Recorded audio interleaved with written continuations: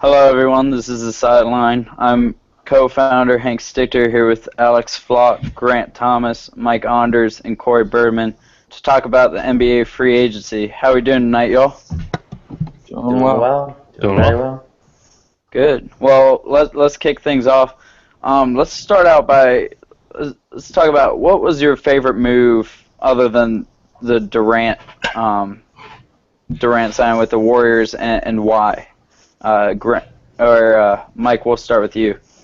Okay. Mine was kind of, in my opinion, underrated, and it was one of the less expensive deals. It was actually Rajon Rondo to the Chicago Bulls. I felt like he was a great replacement for Derrick Rose. He's a much cheaper option. His outside shooting has always been criticized, but last season he shot 37% from three, and I believe he'll improve on that. Also last year he led the NBA in assists at 11.7 per game, and had the third best steals per game total of his 9-year career. I think when you're comparing to like Mike Conley and others at the point, Rajon Rondo is the best bang for your buck selection at point guard.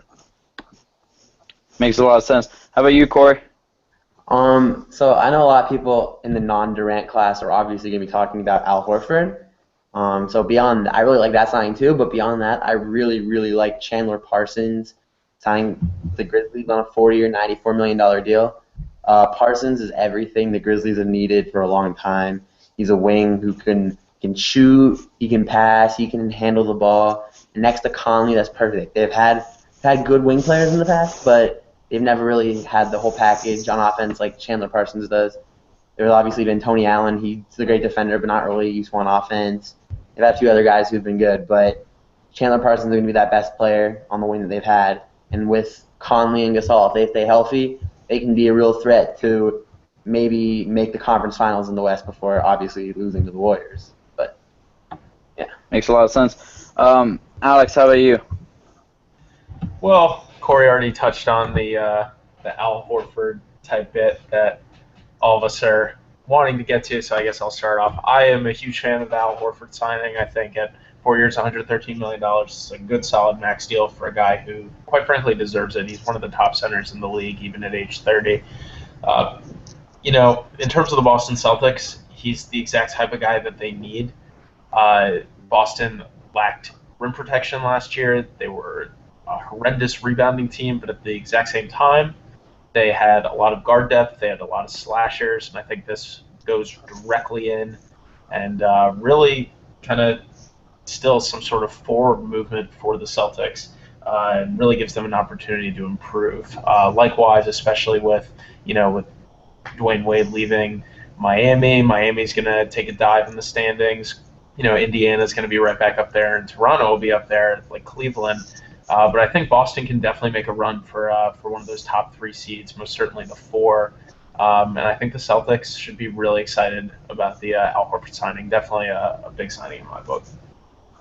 Yeah, I'm gonna have to agree with you, Alex, on that one. I think Horford was probably the most impactful signing.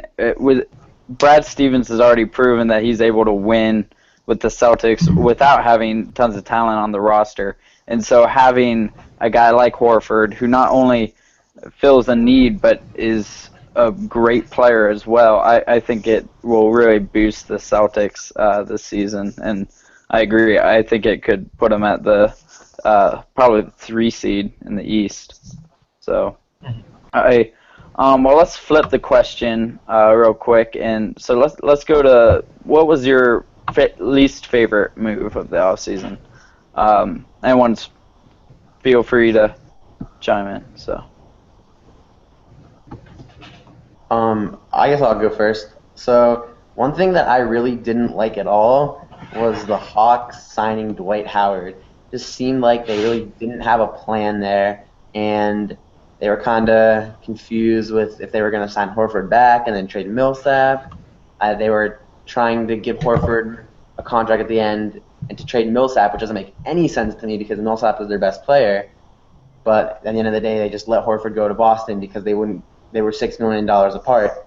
and in the process, they signed a worse starting center. Now, I don't care what you feel about how good Howard was back in the day, or how Howard fits next to Millsap, which is admittedly pretty good, but he's not a better center than Al Horford right now. There's no way. So they downgraded at center and possibly alienated their best player on the team in the process. So that just seems like what the Hawks are doing made no sense, and they're going to take a nosedive, in my opinion, this year.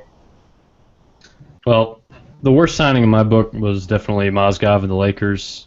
I mean, 4 years, $64 million for a guy like Mozgov, whose best role would probably be as a backup center. I mean, he averaged just 6 points and 4 rebounds in 17 minutes a game last season. He's obviously going to be getting starters minutes in Los Angeles with Hibbert gone, but that's just way too much for a guy whose value was inflated by his appearances with the Cavs in the finals for 2 straight years.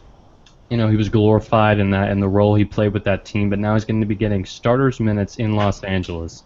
And a guy like Mozgov, I don't think that's a good fit for him. I think he's a fit. He's the best fit as a good backup on a good team, and the Lakers aren't either of those. So, and that money is especially eye-opening when you see that other teams are signing guys like Al Jefferson with the Pacers, 3 years and $30 million. He is 2 years older. But I think the Lakers could have made that move and still have had room to sign another guy that they could have used. So that's just a terrible move all around, in my opinion. Yeah, I've got it. Oh. Go ahead, Hank. I've got to agree with you there. Just an outrageous amount of money for a guy who doesn't contribute nearly as much as the contract would suggest. And so it might not be the worst signing, but definitely one that bugged me was the Mike Conley signing. You look at him; he's definitely a great player. He's one of the better point guards in the NBA. But you look at him; he's never made an All-Star appearance. Yet he signs the biggest contract in NBA history at 5 years, $153 million.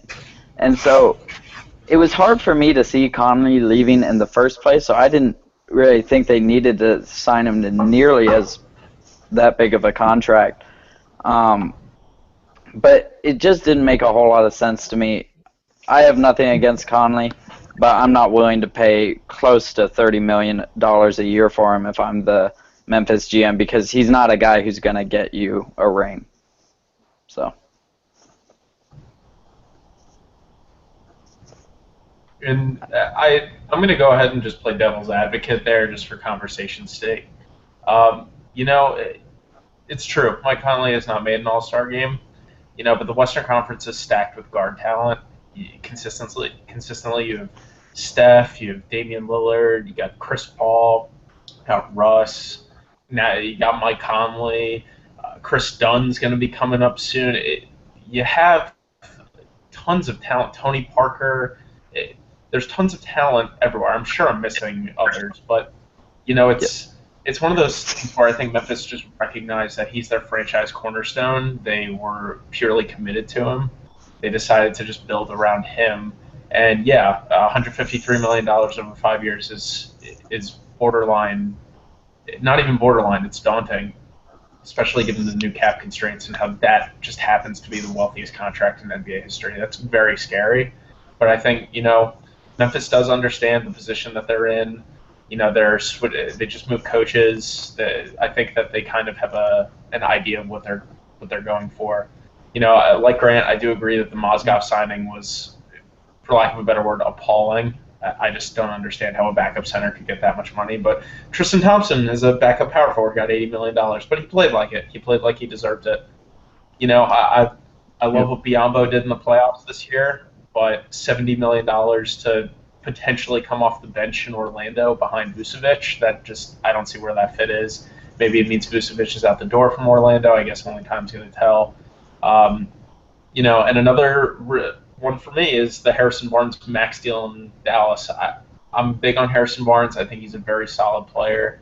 I just don't.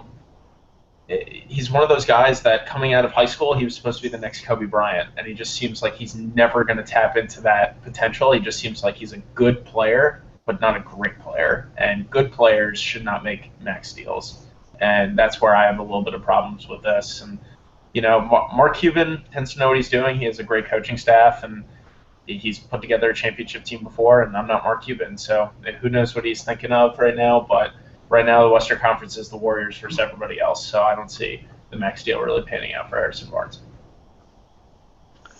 Agreed.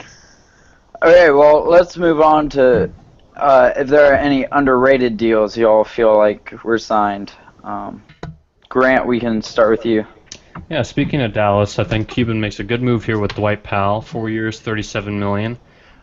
He was a guy that was thrown into that Rondo and to Dallas trade a couple years ago. And he's surprised, really. 5.8 points on 49% shooting, 4 rebounds, and 14 minutes a game last season. Those are very good numbers for that amount of time played per game. And his PER, player efficiency, was above average, 16.87, and it's very impressive for a role player. And that's just $9 million annually. $9 million annually is a great value with the new cap the way it is. We just discussed the outrageous contracts going out, and for a guy like this, I think this is a very shrewd move. He's an underrated guy. Brings a lot of energy to that power forward position. I think this one is one that goes under the radar and gets definitely overshadowed by that Harrison Barnes deal. Yeah, I agree. For me, it's probably Roy Hibbert. I'm not a big Hibbert fan myself, but looking at the big men that Charlotte has had, no one has been able to compete down low with guys like Hassan Whiteside in the conference. I think Roy Hibbert is just a big body that they've needed, and because right now their front court is just a handful of stretch forwards. No one who can go up against guys in the conference like Paul Millsap, Dwight Howard, Hassan Whiteside. And I think Roy Hibbert, even though he's not going to get huge minutes, it's just a one-year deal, low risk. I think it was a good get for Charlotte. Yeah, I would agree with both of those. Another team who's signing, and overall offseason, I like this isn't just a signing, it's also a trade, but I really liked what the Jazz have done so far this offseason, both signing Joe Johnson to come off the bench and trading their first-round pick, 12th overall, for George Hill in that 3-team deal. Hill's a really good point guard, definitely an upgrade over what they had last year, especially considering Dante Exum missed the year. Definitely a big upgrade over Shelvin Mack and Raul Neto and Trey Burke.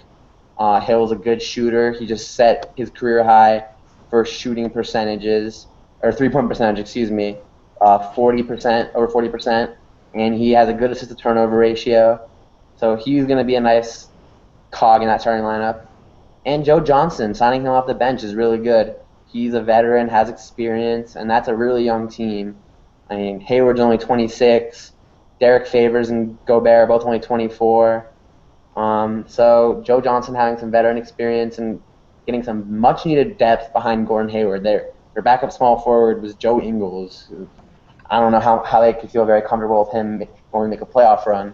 But Joe Johnson has been there, and I really like what he's going to provide for that bench. And I think the Jazz will be maybe the 5 seed in the playoffs this year, which is a really good step for them. Cool. Yeah, Alex? Corey, I actually I like a couple of the things that you had mentioned, especially regarding George Hill, especially with Trey Burke now in Washington. I think it's going to be really big to have that point guard depth. And, maybe Exum will have an opportunity to learn a little bit more behind George Hill because he's more than capable of running the offense, which I think is a really big thing. And, Shelvin Mack will always show up if you need him to show up, which is definitely good. A low-key signing that I actually think is a really solid acquisition is Brandon Rush in Minnesota on 1 year, $3.5 million. One thing about Brandon Rush is that, number one, he never gives his teams any problems. He's a great bench role player. He comes off the bench, knocks down a couple shots. He's a really good team-first mentality kind of guy. And I think that's the perfect type of personnel that the Minnesota Timberwolves need at this point. Obviously, they're a very young team, a lot of promise potential, the last 2 rookies of the year. Chris Dunn is a sensational pick at number 5. People would have been killing to get that 3rd pick with the Celtics if they could have struck a deal to get Chris Dunn up there. And I think that will be a very seamless fit. I think Brandon Rush just gives them a very solid veteran presence. which I think with a young team learning on the fly how to be a threat in a very tough Western Conference is a huge get. Going back to the draft, straying away a little bit, low-key, I really think that the 51st selection of Ben Bentel by Boston is could potentially prove to be one of the biggest steals in the draft. He has a very gifted pick and pop game that I hate to kind of throw shades and everything, but he kind of reminds me of Kevin Garnett a little bit in '07 when Rondo would just give Garnett the ball about 15, 20 feet from the basket, and Garnett would just knock it down. Bentel has a really consistent game. I think that could be a really big steal. Very underrated draft pick at 51st overall. Very lofty comparison for a second-round pick, but we'll see if he pans out.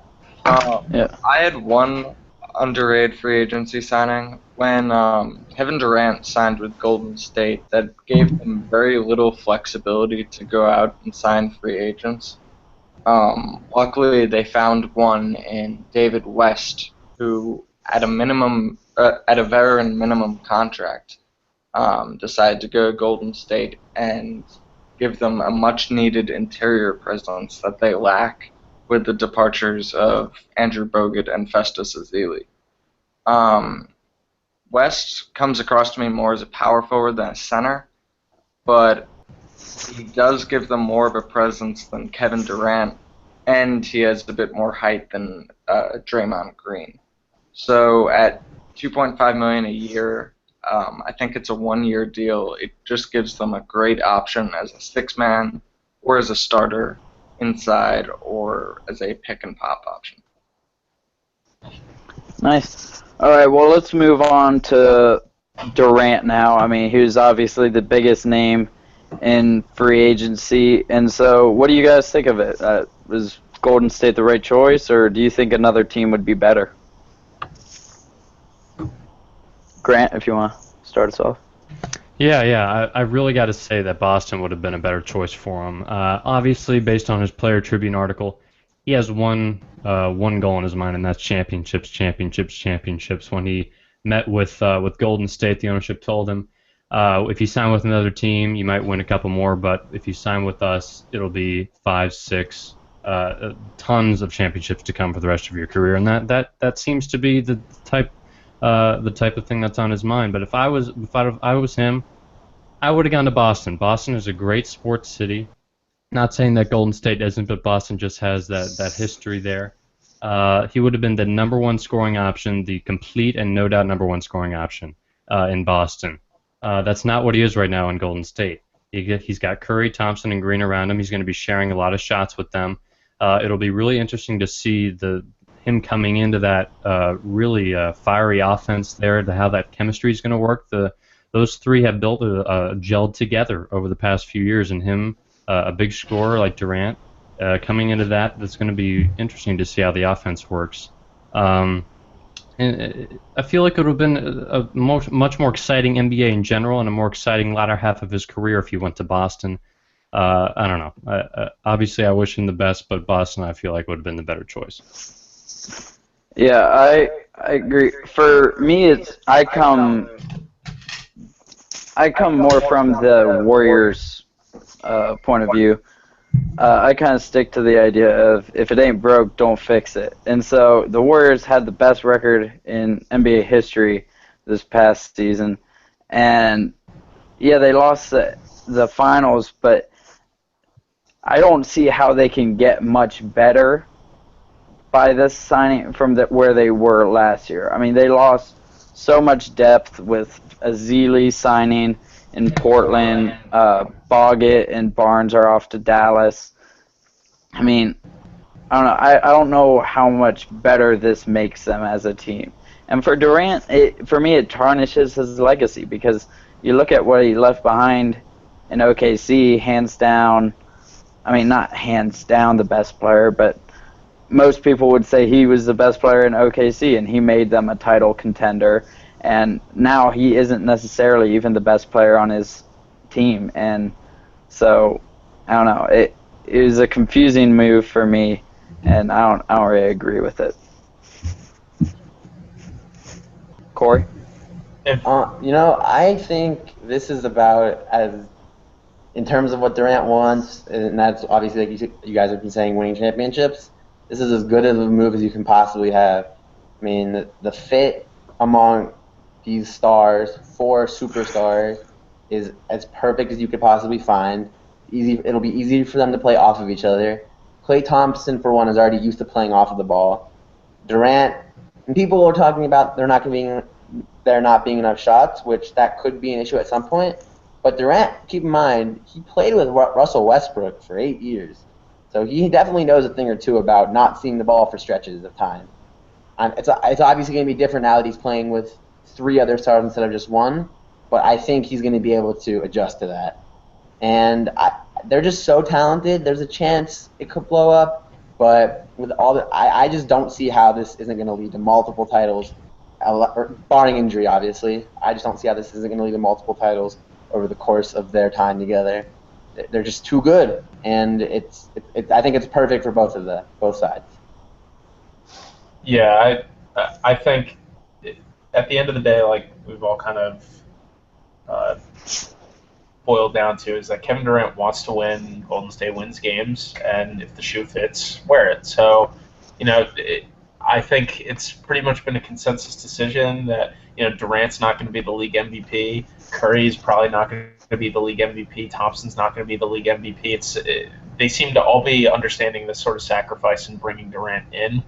I really don't see this as an ego problem either, which I thought originally was a problem that a lot of people had kind of hypothesized when LeBron took his talents to South Beach. And I think that, in that first year, it obviously started out as kind of being an issue, but I think it was just because of a lot of unfamiliarity there. I think Durant is really motivated right now, and I think that clearly it's at least somewhat of a fit.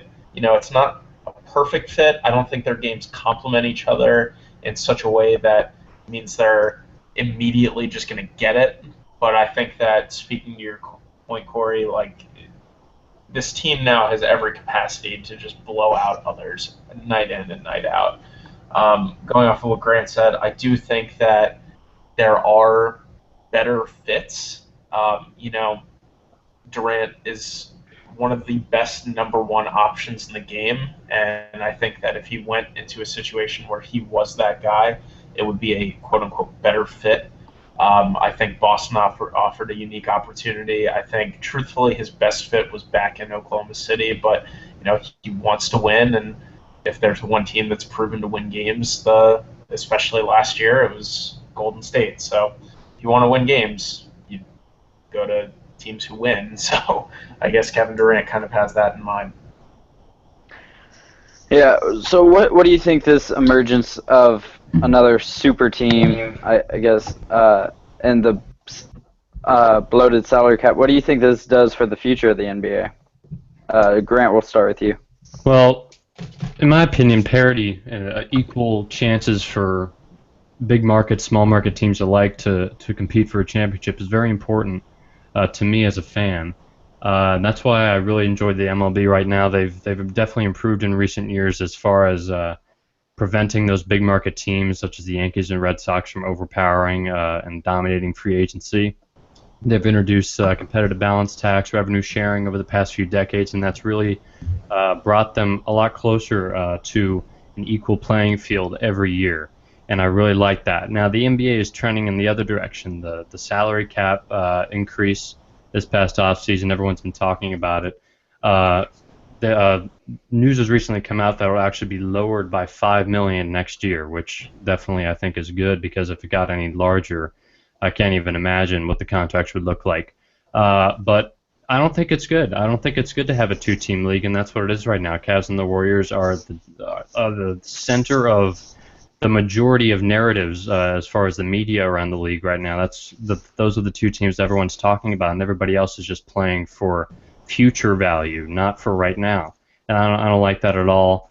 Once the playoffs get deeper, obviously that's going to be fun to watch, the top players, fighting it out. But for the regular season, I mean, that's, quite frankly, it's going to be boring a lot of the time. That's my opinion. My take on it is that Mike? When you look at players like Mike Conley, in my opinion, those are average players, but they demand that market value that is equal to what the max contract is. I think players like LeBron and KD, truly elite players, they're worth even more than that. So if a team really wants to pay 40 or 50 million a year to a guy like them, let them. But what it will do is or the amount of money that they could spend on other players, therefore making it harder for super teams to form. If players truly want to take pay cuts to join up with their buddies to win, force them to. I think the salary cap allows a balance rather than truly paying the elite players what they're worth. All right, Corey? Those are good points. But I honestly think the super team era and the two teams dominating the league is good for the league. In the ratings for the finals this past year, the rematch was highly anticipated, and the ratings were through the roof. And the league really does well when there's a conflict and like a personal rivalry. For example, the league was at an all-time high popularity back in the 80s when Magic and Magic and Bird were in the finals every year basically against each other. And in the 80s, it was dominated by those two guys, and it was always who's going to win, the Lakers or the Celtics. And I think that's what we're going to really see with the Cavs and the Warriors over the next 3-4 years. I don't think LeBron, has at least 2 to 3 more years left to keep playing at this high level and making the finals without much of a challenge in the East. And the Warriors, obviously, like I said, they still have all that talent together. And to your point about parity, where were both of the Cavs and the Warriors 4 years ago? The Warriors were in their first couple years of Mark Jackson. Their first couple years, they weren't very good at all. The last 2 years, I believe, of Mark Jackson, they were a good playoff team, but a second-round exit. Curry was a nice player, but it's just a shooter. And 4 years ago, where were the Cavs? They just picked Kyrie Irving, but they were one of the worst teams in the league. So, granted, having LeBron come home is obviously a huge part of why they got so good, by far the biggest reason. But the point about parity, these aren't really teams that have been historically great. Warriors hadn't won a title in 40 years before their title last year. Cavs had never won a title before this year. So I don't really think the parity is an issue. And there's obviously teams that are on the rise. The Timberwolves, we all believe, are going to be really good soon. Celtics have a lot of assets, and they could get really good soon. Like, you really don't know what'll happen. So I don't buy the whole lack of parity. Obviously, for this season, there isn't, but for the future, I think the league is in a good place. I could see what you're saying. Basically, what's making this worse, I think, is the trend now toward super teams that attract all these superstars that will create less parity for many years at a time. With the new salary cap now it's getting bigger and bigger, it makes it a lot easier for that to happen. And I think that players will continue, once they see that this gets some championships, they'll continue to flock together and go to these big market teams. And I think that will create a top shelf and a bottom shelf, so to speak, as in the future. And I'm a little bit worried about that, to be honest. All right. So kind of to wrap things up, what team do you think improved the most during this offseason? We'll start with Alex. Let's see. I think, in terms of talent-wise, you got to pay attention to Golden State. I mean, it's pretty inherently obvious with the Kevin Durant acquisition. Mm-hmm. If we're going to extend back to the draft and, what teams are going to improve the most off of last year, I'm a really big fan of what Minnesota's brewing up. Drafting Chris Dunn is a huge step in the right direction. I think, number one, it signals that Ricky Rubio is probably more closer to the door than the court, which is totally fine in my book. I feel like Minnesota really needs to do that. They did draft Tyus Jones a year or two ago, but Chris Dunn offers a lot more on the floor than Tyus Jones does. And if you put together a starting lineup that turns into Chris Dunn, Zach LaVine, Andrew Wiggins, throw in a 4 and put Towns at the 5 or vice versa, that's a very, very talented roster. So you're talking about Wiggins and Towns, your last 2 rookies of the year, and Dunn, a potential candidate for the Timberwolves having the 3rd straight rookie of the year. That's a recipe for success in my book. They only won 29 games last year. It went 29 and 53. But I think that this year, especially with Tom Thibodeau at the helm, there's going to be a lot to be excited about. Again, brought in Brandon Rush for some veteran presence. I think Luol Deng would have been a great get there, especially since he's familiar with what Thibodeau's trying to accomplish there. But with him in LA, obviously that's not possible. But, I really think Minnesota is going to have a very good chance to improve this year. Western Conference is tough. We all know that. But, Minnesota is getting really good really fast, and it looks like they're finally starting to know what to do with it. So I fully expect Minnesota to really capitalize off of a fantastic offseason. Yeah, I agree. For me, I got to go with the Knicks. I think that in terms of how much they have to improve, obviously they're coming off a horrendous season, but then between Derrick Rose, Joakim Noah, Courtney Lee, Brandon Jennings, they've taken a lot of pressure off of Carmelo Anthony to be the star in New York. I think that's going to free up a lot of shots for Melo. I think Rose, between Courtney Lee, Brandon Jennings, I think he's going to have pressure taken off him. Hopefully he can stay healthy. And so I think you look at them with Porzingis having a year under his belt now, I think they're going to be much improved playoff caliber team, in my opinion. I would absolutely agree with that. Those were the 2 teams, Timberwolves and the Knicks, that I had ready to talk about. Another team, I guess, this isn't necessarily about an improvement per se based on a bunch of roster decisions, but I really think the Pelicans are going to rebound simply based on the fact that Anthony Davis people are sleeping on him.